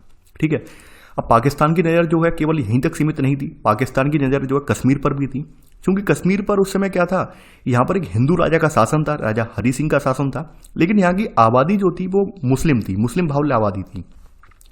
तो महाराजा हरि सिंह जो है जल्दबाजी में कुछ डिसीजन नहीं ले पा रहे थे कि भाई किसके खेमे में जाएं, पाकिस्तान के खेमे में जाएं या फिर हिंदुस्तान के खेमे में जाएं। इस असमंजस में थे। तो इसी असमंजस के दौरान, इस असमंजस का फायदा उठाते हुए पाकिस्तान ने जो है यहाँ पर घुसपैठी घुसे दिए, घुसपैठियों को भेज दिया है, यानी यहाँ पर कश्मीर वाले रीजन में। तो घुसपैठियों को देखते हुए यहाँ पर थोड़ा यहाँ पर संघर्ष भी हुआ है। संघर्ष में काफ़ी सारे लोग मारे भी गए हैं, स्थानीय लोग मारे भी गए हैं। तो ऐसे में हरि सिंह ने जो है भारत सरकार से सहायता मांगी है। तो भारत सरकार ने अपनी सहायता दी है, तो तत्काल यहाँ पर इंडियन आर्मी पहुंची है और ऐसे करके वहाँ पर घुसपैठियों को खदेड़ कर बाहर निकाला गया है। उस दौरान जो है हरि सिंह ने जो है भारत से यहाँ पर विलय पत्र पर हस्ताक्षर कर दिए हैं। तो ऐसे करके कश्मीर वाला रीजन जो है भारत के अधीन आ गया है। अब पाकिस्तान वाले उस चीज़ को लेकर बार बार इश्यू बनाते हैं कि भाई कश्मीर हमारा अधिकार है, कश्मीर हमें मिलना चाहिए था, ये होना चाहिए, वो होना चाहिए था। लेकिन फिलहाल यहाँ पर एक चीज़ हमें देखने को मिलती है कि जब ये घुसपैठ हुई थी तो उस घुसपैठ के दौरान पाकिस्तान ने अनाधिकृत रूप से एक कश्मीर का हिस्सा हथिया लिया था, जिसे हम आज की डेट में POK के नाम से जानते हैं, पाकिस्तान ऑक्युपाइड कश्मीर के नाम से जानते हैं। बाद बाकी का जो दूसरा हिस्सा था, जो जम्मू कश्मीर प्रांत बना है बाद बाकी है, तो आप लोग जानते होंगे। तो पहला विवाद तो हमारा कश्मीर से ही स्टार्ट हुआ। अब आगे बढ़ते हैं, ऐसे करते करते कश्मीर को लेकर, और कश्मीर से पहले एक घटनाक्रम आपको पता होगा, बंगाल वाला यानी बांग्लादेश वाला घटनाक्रम घटित हो गया। तो बांग्लादेश वाले घटनाक्रम में यहाँ पर भारत को हस्तक्षेप करना पड़ा। हस्तक्षेप करने की वजह से 1971 का युद्ध हुआ। युद्ध में आप देखेंगे युद्ध का फैसला भी हो गया। युद्ध को लेकर यहाँ पे बाद में जो है यहाँ पे घुटने भी टेक दिए पाकिस्तान ने। लेकिन यहाँ पे कश्मीर वाला मुद्दा जो है आज भी अनसुलझा रह गया। कश्मीर वाला मुद्दा यहाँ पर फिर भी नहीं सुलझ पाया। कुछ और आगे बढ़ते हैं, जैसे यहाँ पर एक सियाचिन ग्लेशियर है। सियाचिन ग्लेशियर पर भारत के लिए, भारत की सामरिक दृष्टि से बहुत इंपॉर्टेंट है। चाइना, पाकिस्तान, इन सब पर नज़र रखने के लिए बहुत इंपॉर्टेंट है ये। तो पाकिस्तान भी यहाँ पर होड़ में रहता है कि भाई सियाचिन पर हमारा भी कब्जा हो जाए। तो कोशिश भी कर चुका है, अपनी नाकाम कोशिश रही है, तो आप लोग जानते होंगे। आगे बढ़ते हैं। आगे बढ़ने में हम यहाँ पर एक चीज़ और देखेंगे कि 1990 के दशक में आकर 1998 में जब हमने परमाणु परीक्षण कर लिया, उसके बाद पाकिस्तान ने भी अमेरिका की मदद से परमाणु परीक्षण किया है। तो ऐसे करके दोनों ही देश जो है परमाणु क्षमता संपन्न देश बन गए हैं। तो कहीं ना कहीं ऐसे करके दोनों देशों के बीच हथियारों की होड़ ने एक नया चरित्र ग्रहण कर लिया है। तो यहाँ पे बताया गया है कि भाई 1998 में हमने किया पोखरण में, तो इन्होंने अपनी पाकिस्तान में कहाँ पर हुआ, चगाई पहाड़ी पर किया परमाणु परीक्षण। ये लिख लेना। देखिए हमारे यहाँ कहाँ पर हुआ था परमाणु परीक्षण, राजस्थान के पोखरण रेंज में हुआ था। इन्होंने किया है अपना चगाई पहाड़ी पर। ठीक ठीक है, तो ये नोट में कहीं लिख लेना आप। आगे बढ़ते हैं। तो ऐसे में कहीं ना कहीं जो बड़ा युद्ध छिड़ने की या फिर एक युद्ध वाला संघर्ष क्रिएट होने की आशंका पर विराम लग गया है, क्योंकि सबको पता है चाहे पाकिस्तान हो भारत हो, परमाणु युद्ध हुआ तो किसी के लिए हितकारी नहीं हुआ, पूरी मानव सभ्यता के लिए कहीं ना कहीं एक जो है समाप्त कर देगा। तो सब लोग इस बात की तो आशंका है ही है, पाकिस्तान भी रखता है, भारत को भी कहीं ना कहीं आशंका है इस बात की। तो कहीं ना कहीं यहाँ पर इस तरह से जो भारी युद्ध के लिए एक विराम लगा। लेकिन दोनों सरकारें लगातार एक दूसरे पर संदेह की नज़र से देखती रहती हैं। रीजन भी है संदेह की नज़र से देखने का, क्योंकि पाकिस्तान लगातार अपनी जमीन पर आतंकवादी गतिविधियों को पनाह देता है और भारत विरोधी गतिविधियों के लिए जो है लगातार जो है यहाँ पे घुसपैठ करता रहता है। घुसपैठ यानी अपने रणनीति अपनाता रहता है कि भारत में किस तरह से हम घुसपैठ करें, भारत में किस तरह से हम यहाँ पर उग्रवाद, चरमपंथवाद, आतंकवाद को फैलाएं। यानी पाकिस्तान इस बात का एक हब बन चुका है। तो भारत ये बात बार बार कहता भी है, ठीक है। और ऐसे करके करते आगे देखेंगे हम, पाकिस्तान का कहीं रोल भी पाया गया है। पाकिस्तान का रोल हमने देखा है, जो खलिस्तान वाला आंदोलन चला था पंजाब में, तो खलिस्तान वाले आंदोलन में पाकिस्तान ने जो प्रत्यक्ष रूप से खलिस्तानी समर्थकों को हथियार वगैरह, गोला बारूद वगैरह प्रोवाइड करवाए थे। दूसरी ओर आपने ये बात भी देखी होगी, आपको मैंने पहले भी पढ़ा चुका हूँ, जब पूर्वोत्तर वाले हमारे जो राज्य थे, पूर्वोत्तर वाले राज्यों में हमारे यहाँ संघर्ष की स्थिति क्रिएट हो रही थी, तो उस टाइम पे भी पाकिस्तान के जो सैन्य अफसर वगैरह हैं, पाकिस्तान वाले जो हैं, इन्होंने तमाम गोला बारूद हथियार बाकी जनता को प्रोवाइड करवाए थे भारत के खिलाफ लड़ने के लिए। तो काफ़ी जगह पर भारत ने ये पाया है कि पाकिस्तान ने भारत विरोधी गतिविधियों में बढ़ चढ़कर हिस्सा लिया है। तो इस बात को लेकर कभी भी यहाँ पर शांति कायम नहीं रह पाती है, ठीक है। और पाकिस्तान की जो ISI है, यहाँ पे बताया गया कि ISI ने बांग्लादेश, नेपाल के गुप्त ठिकाने बनाए हैं और पूर्वोत्तर विरोधी भारत के अभियानों में संलग्न भी होने का इस पर आरोप नहीं है, बिल्कुल सच बात है। ये बात आप पढ़ चुके हैं पहले भी। तो इस तरह से आप देखेंगे कहीं ना कहीं ये दोनों ही जो हैं देश आमने सामने बने रहते हैं, दोनों ही देशों में तकरार चलती रहती है। एक बार फिर से यहाँ पर एक विवाद देखने को मिला हमें सिंधु नदी का जल बंटवारे को लेकर। तो सिंधु नदी को लेकर जल बंटवारा जो था, उस जल बंटवारे पर यहाँ पे मध्यस्थता निभाई थी विश्व बैंक ने। तो विश्व बैंक की मध्यस्थता से यहाँ पर क्या हुआ, यहाँ पर वो विवाद निपट पाया, ठीक है। और ऐसे करके सिंधु जल समझौता जो है 1960 में हुआ है, ठीक है। लेकिन फिर भी हमारे कई विवाद आज भी कायम है। एक यहाँ पे कच्छ के रन में सर क्रिक वाली जो सीमा रेखा है उसको लेकर है। सर क्रिक वाला क्षेत्र संसाधन संपन्न क्षेत्र है, तो यहाँ पर उसको लेकर यहाँ पे विवाद बना हुआ है, ठीक है। तो ऐसे करके आप समझ सकते हैं। और लगातार पाकिस्तान जो है सीज फायर का वायोलेशन करता है, जिसकी वजह से हमारी इंडियन आर्मी को भारी क्षति उठानी पड़ती है, वहाँ के कश्मीर के नागरिकों को भी क्षति उठानी पड़ती है। ये बात आप सब जानते हैं। इन पाकिस्तान अपनी हरकतों से बाज नहीं आ रहा है लगातार, ये बात आप जानते हैं। इसलिए हमारे संबंध जो है लगातार इसके टकरावपूर्ण रहते हैं, कभी भी शांतिपूर्ण संबंध स्थापित नहीं हो पाए हैं। हमेशा जो है टकरावपूर्ण संबंध इससे हमारे रहे हैं। इसके अलावा भारत का अन्य पड़ोसी देशों से कैसे संबंध है वो भी हम देख लेते हैं। बात कर लेते हैं बांग्लादेश से। देखिए, आप सभी जानते हैं बांग्लादेश में हमारी नदियां जा रही हैं, गंगा जा रही है, ठीक है। इसके अलावा उधर से ब्रह्मपुत्र आ रही है। तो यहाँ पर जल विवाद एक आम बात है। जल विवाद आपने अपने राज्यों में भी देखा था, कावेरी जल विवाद काफ़ी फेमस रहा है भारत के जल विवाद में। इतिहास में अगर कावेरी जल विवाद उठा के देखें तो काफ़ी फेमस जल विवाद रहा है। तो जल विवाद को लेकर दोनों ही देशों में लगातार जो है खटास बनी रहती है। इसके अलावा कुछ और चीज़ें भी हैं।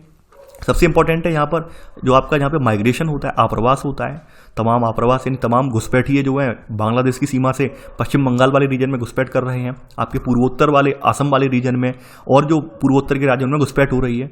तो ये लगातार इस बात के लिए भारत जो है टेंशन में रहता है कि लगातार जो घुसपैठ हो रही है उससे हमारे यहाँ की कहीं ना कहीं जनता पर भी असर पड़ रहा है, हमारे संसाधनों पर भी असर पड़ रहा है और भारत की जो लोकतंत्र की कह सकते हैं लोकतंत्र की गरिमा पर भी असर पड़ रहा है। ये सब चीज़ें हैं। इसके अलावा भारत ने जब इनसे मदद मांगी, आपने मैप तो देखा होगा, भारत ने इनसे जब मदद मांगी, इनसे कहा कि भाई आप हमें कुछ ऐसे रास्ते दे दीजिए जिसके जरिए हम पूर्वोत्तर की तरफ सीधे सीधे पहुंच पाएं। यानी अभी चिकन नेक से होकर हम जब गुजरते हैं, चिकन नेक एक छोटा सा आपको पता है रास्ता है, सकरा सा रास्ता है। तो भारत ने ये चाहा कि भाई हम सीधे सीधे बांग्लादेश से होते हुए पहुंच जाए पूर्वोत्तर तक। तो ये इस बात के लिए राजी नहीं हुए। इसके अलावा बांग्लादेश वालों ने अपने यहाँ इस्लामी कट्टरपंथ जमातियों का समर्थन किया। तो इस बात को लेकर भी हमारी भारत पाकिस्तान की जो है यहाँ पर भारत बांग्लादेश की तनातनी बनी रहती है। यही नहीं, बांग्लादेश ने कुछ और जगह पर भी आपत्ति दर्ज करवाई। बांग्लादेश ने हमारी जो प्राकृतिक गैस की पाइपलाइन वगैरह थी उनको निकालने के लिए भी यहाँ पर इन्होंने मना कर दिया कि हम नहीं निकलने देंगे। तो ये सब चीज़ें यहाँ पर हमें देखने को मिलती हैं। तो भारत की सरकार यहाँ पर यानी इसके अलावा भारत की सरकार पर ये लोग चटगांव पर्वतीय क्षेत्र में विद्रोह को हवा देने का आरोप लगाते हैं। बांग्लादेश के प्राकृतिक संसाधनों पर सेंधमारी, बेईमानी का आरोप लगाते हैं, यानी आरोप प्रत्यारोप लगे रहते हैं। लेकिन जो मौजूदा समस्याएं हैं, मौजूदा समस्या, सबसे बड़ी समस्या जो है वो अनाधिकृत घुसपैठ वाली है। ठीक है, यानी जो आप देखते होंगे सबसे ज्यादा विश्व भर की जो सीमाएं हैं उनमें सबसे ज्यादा घुसपैठ आपके बांग्लादेश रीजन से होती है, बांग्लादेश वाले क्षेत्र से होती है, ये हम देख चुके हैं। ऐसा नहीं है कि दोनों के मध्य संबंध नहीं है, दोनों के मध्य डेलीगेशन से बातचीत नहीं होती है, दोनों के मध्य जो है वार्ताओं का दौर भी चला है, अनुबंध वगैरह भी हुए हैं। अब 20 सालों का इतिहास देखें तो दोनों के मध्य संबंध बेहतर हुए हैं। भारत ने जो अपनी लुक ईस्ट वाली जो नीति थी 1991 में नीति चलाई थी, उसे नरेंद्र मोदी सरकार ने 2014 में आकर एक्ट ईस्ट नीति में तब्दील कर दिया है। तो इसके अंतर्गत भारत जो है म्यांमार के जरिए दक्षिण पूर्व एशिया के सीधे संपर्क में बात करेगा और इसमें बांग्लादेश जो है मध्यस्थ की भूमिका निभाएगा। ऐसी तरह की यहाँ पे बातें कही गई हैं। और 2015 में आपको पता होगा कुछ परिक्षेत्रों का आदान प्रदान भी हुआ है। आपको पता है 100वां संविधान संशोधन करके भारत ने कुछ क्षेत्र जो है इसको हस्तांतरित किए हैं और उसके जरिए कुछ क्षेत्रों को जो है बांग्लादेश ने भारत को प्रदान किया है। ऐसे करके यहाँ पे कुछ क्षेत्रों का आदान प्रदान भी हुआ है 100वां संशोधन करके। ठीक है, तो ऐसे करके ये सब बातें आप इतिहास में पढ़ चुके हैं। आगे बढ़ते हैं यहाँ पर। अब ये तो बांग्लादेश की बात हो गई, अब नेपाल की बात कर लेते हैं। देखिए नेपाल और हमारी संस्कृति लगभग एक जैसी रही है, यानी रोटी बेटी का संबंध है। आप समझ रहे होंगे रोटी बेटी का मतलब क्या होता है कि नेपाल के नागरिक हमारे देश में अपना रोजगार की तलाश में आते हैं, यानी कि हमारे यहाँ काम करने आते हैं और हमारे यहाँ काम भी करते हैं। ठीक है, भारत के तमाम लोग जो है नेपाल में काम करने जाते हैं। तमाम लोग जो है रोटी बेटी का मतलब क्या है, तमाम लड़कियां जो है नेपाल से ब्याह कर भारत में आती हैं, भारत की लड़कियां नेपाल में भी जाती हैं। तो रोटी बेटी का हमारा संबंध है, यानी लगभग हमारी जो है साझा कल्चर है, साझा सभ्यता है, साझा संस्कृति है। तो हमारे यहाँ कोई दिक्कत नहीं है। तो आप देखेंगे आपका एकमात्र एक ऐसा देश है, पड़ोसी देश ये है कि जहां पर हमें पासपोर्ट और वीजा की जरूरत नहीं पड़ती है, क्योंकि हमने एक समझौता किया हुआ है, एक संधि की हुई है नेपाल के साथ, जिसके जरिए हमारा नागरिक, कोई भी नागरिक चाहे नेपाल का भारत में आना चाहे या भारत का नेपाल में जाना चाहे, उसे ना तो वीजा की जरूरत है ना ही पासपोर्ट की जरूरत है। ठीक है, तो सबसे इंपॉर्टेंट बात यह है। दूसरी बात, आगे बढ़ते हैं।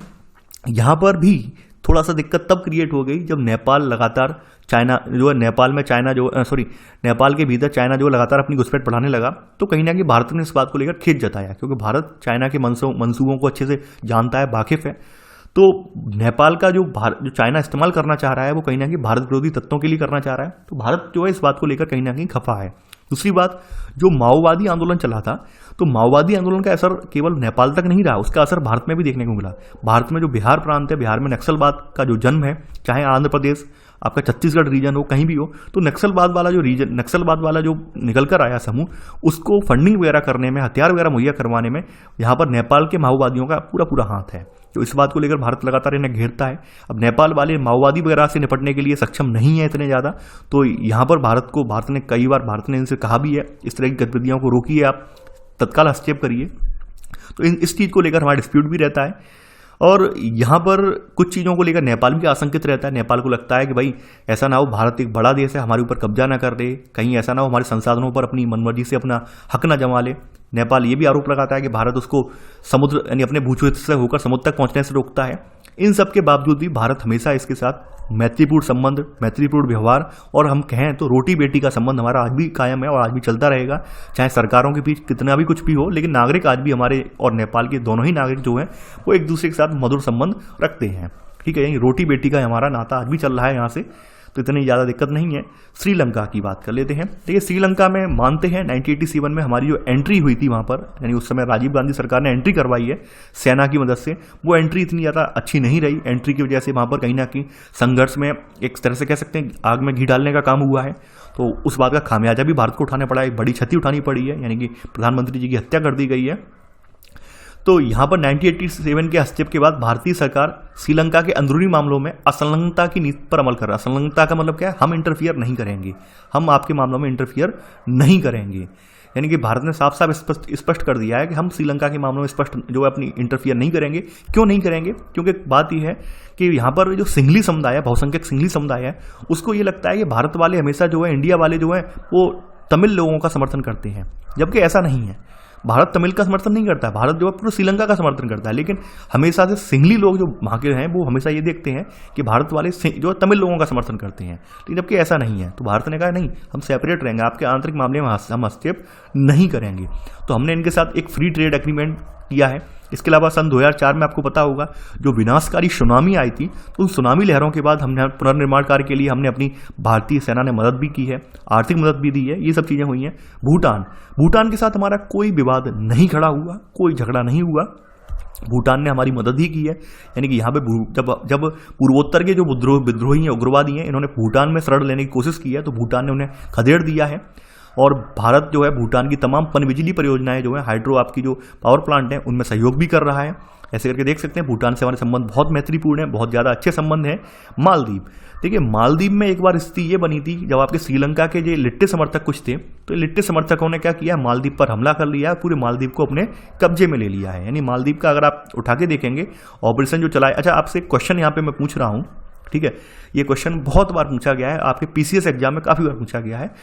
इंडियन आर्मी ने कौन सा अभियान चलाया था जिसके जरिए मालदीव को आज़ाद करवाया गया? इंडियन आर्मी ने उस समय 1988 में कौन सा ऑपरेशन चलाया था जिसके जरिए यहाँ पे मालदीव को आज़ाद करवाया है? ये कमेंट में आपको बताना है। अगर आपको नहीं पता है तो गूगल करके बताइए, लेकिन आप सर्च करिए, जानिए, पढ़िए इतिहास को थोड़ा सा। तो 1988 में क्या हुआ है कि भाई जो श्रीलंका के तमिल जो विद्रोही हैं, इन्होंने जाकर मालदीव पर कब्जा कर लिया है, पूरे मालदीव पर। तो उस समय मालदीव की सरकार ने यहाँ पर जो सहायता मांगी है, तब हमारी इंडियन आर्मी ने, भारतीय वायुसेना, नौसेना, इन्होंने तुरंत कार्रवाई की है और ऐसे करके मालदीव को आज़ाद करवाया है। तो मालदीव यानी कि छोटा सा देश है, बहुत छोटा सा देश है, लेकिन फिर भी हमारे पर्यटन के उद्देश्य से या फिर हमारे सांस्कृतिक उद्देश्य से बहुत ज़्यादा हमारा जो है आना जाना लगा रहता है इससे। तो ये हमारा अभी यानी कि दोस्त है, ठीक है। तो आपको कमेंट में ही बताना है कौन सा ऑपरेशन चलाया गया था जिसके जरिए मालदीव को आज़ाद करवाया गया, पूछा जाता है ये, ठीक है। अब देखिए यहाँ पर कुछ चीज़ें और बताई हैं, जैसे यहाँ एक चीज़ बताई है कि छोटे देश हमेशा भारत से चिढ़ते क्यों हैं, भारत से छोटे देश डरते क्यों हैं। डरने का एक रीज़न ये है कि हमेशा भी कोई बड़ा देश अगर मदद कर रहा है, कोई बड़ा देश उसके मामलों में राय वगैरह व्यक्त कर रहा है, तो छोटे देशों को ये लगता है कहीं ऐसा ना हो कि हमारे यहाँ एकदम हम पे हक जमा लें ये, या फिर हमारे ऊपर कहीं कब्जा ना कर लें। एक शक करना इनके लिए लाजमी बात बनी रहती है। यानी कोई भी आप ऑब्वियस सी बात है, कोई बड़ा आदमी यानी अगर कोई सत्ता यानी कि अगर कोई पावरफुल आदमी आपकी अगर मदद करे तो आपको भी कहीं ना कहीं डर बना रहेगा अंदर से। आप बेशक मदद ले लें, डर तो बना रहेगा, कहीं ऐसा ना हो कि हमारे ऊपर अपना अधिकार थोप दे, हमारे ऊपर अपनी मनमर्जी चलाए, डर तो बना रहेगा। तो यहाँ पर भी वही सब चीज़ें इन लोगों के माइंड में रहकर, लेकिन भारत हमेशा से यहाँ पर नहीं चाहता है कि इन देशों में जो राजनीतिक अस्थिरता पैदा हो। भारत यही चाहता है कि ये दो देश लोकतांत्रिक बने रहे, यहाँ पर कोई गृह युद्ध वगैरह ना भड़के। रीजन क्या है उसका? रीजन ये है कि यहाँ पर अगर मान लीजिए अस्थिरता होगी तो अस्थिरता में जो विदेशी ताकतें हैं, जैसे आपके जो है रसिया वाले हैं, अमेरिका वाले हैं, ब्रिटेन वाले, फ्रांस वाले, इन विदेशी ताकतों को आने का मौका मिलेगा। भारत बिल्कुल नहीं चाहता है कि हमारे आसपास के क्षेत्र में ये अमेरिका वाले हस्तक्षेप करें, लेकिन जब अगर अस्थिरता होगी तो ऑब्वियस सी बात है विदेशी लोग यहाँ को फायदा मिलेगा, विदेशी ताकतें यहाँ पे पांव पसारेंगी, और जब विदेशी ताकतें यहाँ पे पांव पसारेंगी तो कहीं ना कहीं उसकी क्षति भारत को भी उठानी पड़ेगी, ठीक है। तो ये आप समझ सकते हैं। आगे बढ़ते हैं। अब ये सब मुद्दे हमारे चले आ रहे हैं, ये सब चलते आ रहे हैं, और यहाँ पर बातचीत भी चल रही है, वार्ता भी हो रही है। आगे बढ़ते हैं। हमने अपना एक संगठन बनाया है, यानी हमने अपने क्षेत्रीय हितों को आगे बढ़ाने के लिए दक्षेस के नाम से, south Asian Association for Regional cooperation के नाम, सार्क के नाम से अपना एक संगठन क्रिएट किया है, ठीक है। 1985 में इसकी शुरुआत हुई है। देखिए कल के चैप्टर में, प्रीवियस चैप्टर में मैं गलती से आसियान को दक्षेस बोल गया था, मुझे अब याद आया, मैंने स्टार्टिंग में वीडियो के स्टार्टिंग में आसियान को दक्षेस बोल गया था, उसे सुधार कर लेना, करेक्शन कर लेना। आसियान दक्षेस नहीं है, दक्षेस वाला ये है, South Asian Association for Regional Cooperation, SAARC जो है आपका, ये दक्षेस बोला जाता है, ठीक है। तो ये बनाया क्यों गया है? आपस में सहयोग करने की दिशा में बनाया गया। 1985 में इसकी शुरुआत हुई है। इसके बारे में डिटेल में अगर आपको पढ़ना है, मैं आपको फिर से बता दे रहा हूँ, डिटेल में पढ़ने के लिए आपको करंट अफेयर्स पढ़ लेना, वहाँ पर आपको डिटेल में पढ़ने को मिल जाएगा, ये सब चीज़ें हैं आपकी। तो यहाँ पर साप्टा में ही हम देखेंगे। देखिए ये पहला पॉइंट आप नोट कर लेना साप्टा के बारे में, यहाँ से लेकर यहाँ तक, ठीक है। 1985 में शुरुआत हुई है। आगे बढ़ते हैं। अब देखिए साप्टा में ही यहाँ पर दक्षेस के सदस्य देशों ने 2002 में एक फ्री ट्रेड एग्रीमेंट को लेकर, दक्षिण एशिया के देशों के साथ फ्री ट्रेड एग्रीमेंट को लेकर यहाँ पे दस्तखत किए हैं, ठीक है। यानी यहाँ पर मुक्त व्यापार क्षेत्र बनाने का वादा भी किया है। तो ऐसे करके आगे चलते चलते एक समझौता और हुआ, ठीक है, जो कि फ्री ट्रेड एग्रीमेंट को लेकर ही था। तो यहाँ पर फ्री ट्रेड एग्रीमेंट में और यहाँ पर हमें रियायत देने के लिए यहाँ पर एक समझौता और हुआ है बाद में, ठीक है। तो ये 2004 में समझौता हुआ है। समझौता ये हुआ था कि भाई यहाँ पर जो दोनों देशों के बीच जो आपका चार्जेस लगता है, सीमा शुल्क लगता है, उसको कम करने के लिए यहाँ पे समझौता हुआ था, जो कि 2006 में लागू किया गया। तो ऐसे करके तमाम समझौते वगैरह हुए हैं। देखिए ये सेकंड पॉइंट नोट मत करना, तो सेकंड पॉइंट नोट करने का कोई मतलब नहीं है, लेकिन फिर भी साफ्टा कितना कारगर हो पाया है, यानी डचेस कितना कारगर हो पाया है, वो सब हमारे लिए जानना जरूरी है। यही सब बातें यहाँ पर बताई हैं, यानी कि साफ्टा अगर देखा जाए, ठीक है, तो भारत समझ रहा है, भारत के आसपास जो भी देश हैं, भारत ये अच्छे से जानता है, अगर हम लोग मिलजुल कर रहे हैं तो यकीन मानिए जैसे आसियान वाले डेवलप्ड हो पाए हैं, आसियान वाले लगातार ग्रो कर रहे हैं, तो वैसे हम भी ग्रो कर सकते हैं, क्योंकि हमारे यहाँ जातीय विसंगतियाँ, हमारे यहाँ जो है कह सकते हैं टकराव तनाव इतने ज़्यादा हो रहे हैं कि हम मिलजुल कर काम नहीं कर पा रहे हैं, ठीक है। तो यहाँ पर भारत के कुछ लोग ये भी मानते हैं कि हमें साफ्टा को लेकर नाराज जो है परेशान होने की जरूरत नहीं है। क्यों नहीं है? क्योंकि हमारे कुछ देशों के साथ मधुर संबंध है, यानी भूटान के साथ हमारे अच्छे संबंध है, नेपाल के साथ अच्छे संबंध है, श्रीलंका के साथ अच्छे संबंध है, मालदीव के साथ अच्छे संबंध हैं हमारे, तो मैं साफ्टा का हमारे लिए इतनी मतलब कोई मतलब नहीं रह जाता है, कुछ लोग ऐसा कह रहे हैं। लेकिन फिर भी हमारे यहाँ सबसे इंपॉर्टेंट जो डिस्प्यूट बना हुआ है वो भारत और पाकिस्तान से बना हुआ है। सबसे बड़ा डिस्प्यूट हमारा दक्षिण के देशों में पाकिस्तान है, हमारा सबसे बड़ा डिस्प्यूट इससे बना हुआ है। और ये डिस्प्यूट जिस दिन सुलझ जाएगा, यकीन मानिए पाकिस्तान भी तरक्की कर जाएगा और भारत का जो कश्मीर वाला रीजन है वो भी तरक्की कर जाएगा, जिस दिन ये डिस्प्यूट खत्म हो जाएगा। यानी जिस दिन ये रोज जो आपके देख रहे हैं गोलाबारी होती है, रोज यहाँ पर पाकिस्तान वाले यहाँ पे फायरिंग करते हैं, ये जिस दिन बंद हो जाएगी शांति कायम हो जाएगी। तो यहाँ पर वही सब चीज़ें हैं, ये हिंसा लगातार बनी हुई है, लगातार तमाम जो दुनिया भर के देश हैं, दुनिया भर के बड़े बड़े मंच हैं, वहाँ पर बात उठाई भी जाती है, लेकिन पाकिस्तान अपनी हरकतों से बाज नहीं आ रहा है। तो हम सभी लोग ये जानते हैं कि भाई पाकिस्तान से हमारा व्यापार कैसे हो रहा है, सड़क व्यापार वाला, तो बाघा बॉर्डर के जरिए हमारा जो है व्यापार हो रहा है, पंजाब वाले हिस्से से हमारे बस मार्ग से व्यापार हो रहा है। तो ये सब चीज़ें आप जानते हैं, ऐसे करके पढ़ चुके हैं। ऐसे करके आपका जो चैप्टर है वो आपका समाप्त हो गया है, यानी ये चैप्टर आपका समाप्त हो गया। इस चैप्टर में कुछ ज़्यादा नहीं था, हम थोड़ा सा इतिहास में जो हमारा रह गया था पोर्शन वो और कवर कर लेते हैं, ठीक है। कहाँ कहाँ कैसा कैसा इतिहास है, घटनाक्रम देख लेते हैं, और इंपॉर्टेंट होगा उसे आप नोट कर लेना। 1947 में ब्रिटिश राज से जो है भारत पाकिस्तान स्वतंत्र हुए हैं, ठीक है, पाकिस्तान अलग एक राज्य बना है, देश बना है। 1948 में आप देखेंगे श्रीलंका को आज़ादी मिल गई है, और कश्मीर में जो है पाकिस्तान की घुसपैठ स्टार्ट हो गई है 54 से लेकर 5 तक, ठीक है। पाकिस्तान जो 2 सैन्य गुट थे जिनकी अगुवाई यूएसए कर रहा था, यूएसए वाला खेमा कर रहा था, सीएटो सेंटो इसमें शामिल हुआ है, ये बात आपको पता होनी चाहिए। 1960 में सिंधु जल समझौता हुआ है, आप जानते हैं इसके बारे में। भारत चीन विवाद ये पढ़ चुके हैं 1962 में। 65 में भारत पाक युद्ध हुआ है। 66 में आप जानते हैं ताशकंद समझौता हुआ है, ठीक है, लाल बहादुर शास्त्री और यहाँ पर से जो है समझौता हुआ है इनके बीच, ठीक है।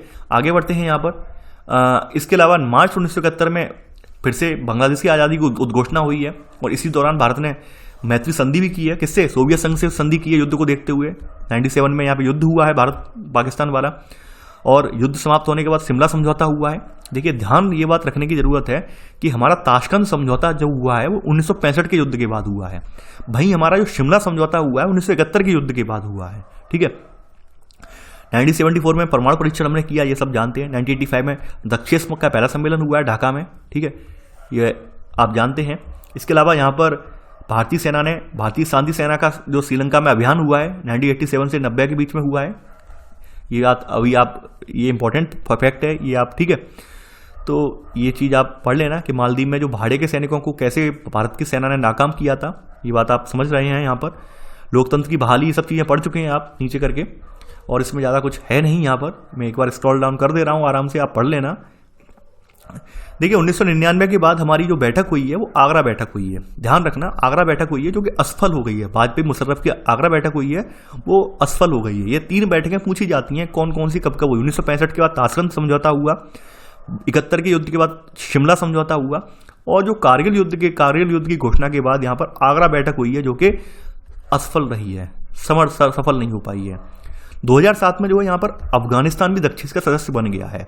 देखिए एक बात मैं इसलिए बता रहा हूँ, दक्षिण के बारे में मैंने यहाँ पे ज़्यादा क्यों नहीं बताया, क्योंकि यहाँ पर लगातार दक्षिण के सम्मेलन होते रहते हैं, सम्मेलन होने के साथ साथ गतिविधियाँ होती रहती हैं, और दक्षिण के बारे में यहाँ पर इतना ज़्यादा डिटेल में लिखा भी नहीं है। डिटेल में आपको जो है करंट अफेयर्स की जो पत्रिकाएं आती हैं, दृष्टि वगैरह की मैगजीन है, क्रॉनिकल्स वगैरह हैं, और भी जो मैगजीन्स हैं उनमें आपको डिटेल में वहाँ पर मिल जाता है हर बार, इसलिए दक्षिण के बारे में यहाँ पर लिखना ज़्यादा जरूरी नहीं है, ठीक है। तो आपके लिए सरसरी नज़र मैंने यहाँ पे आपको पढ़वा दी है क्या क्या था क्या क्या नहीं था।